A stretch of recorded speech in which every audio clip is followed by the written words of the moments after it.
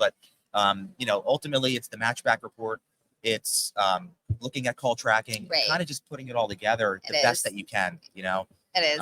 There's no kind of magic wand. There is no magic wand with direct mail. I love direct mail, but it's like there is no magic wand with attribution and looking at that. What we did at Mosquito Joe was we would have a vanity URL.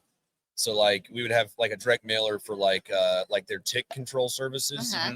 And so like we would have a URL that was like mojoforticks.com. And like that's the URL that was on the postcard. Yeah. And so that would forward to a landing page on the website that was only visible if you got like you can't find that page anywhere else in the world.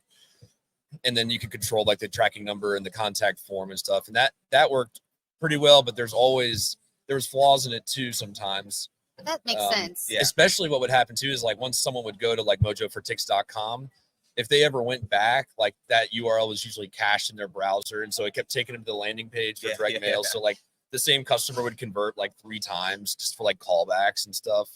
So yeah, direct it's tricky, but it's a fun tricky. It is a fun tricky. Yeah, it's such a fun tricky because you're like, I don't know if this is gonna work, but I'm just gonna throw it out there. Digital, yes, like digital is so nice because it's just like, here's what we spent, here was the impressions, here's the clicks, and you can just really just see it. Like with direct mail, you have to really think beyond, just the surface metrics. You have to really be like, how did this actually convert? Yeah, and doing all those type of reports and stuff, which is. But also like, how do people interpret, right? Like a piece of like something that they're holding.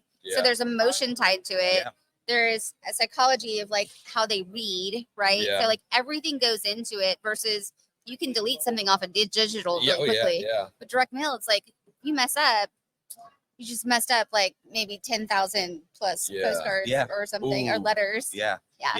That's like I just cringed. I know. You're like, I'm like, if you could recall those for me, that'd be great. Yeah. That's a really good point. We were talking about this yesterday when it comes to like, I was saying like, once a postcard is printed and done and shipped, like there's no going back.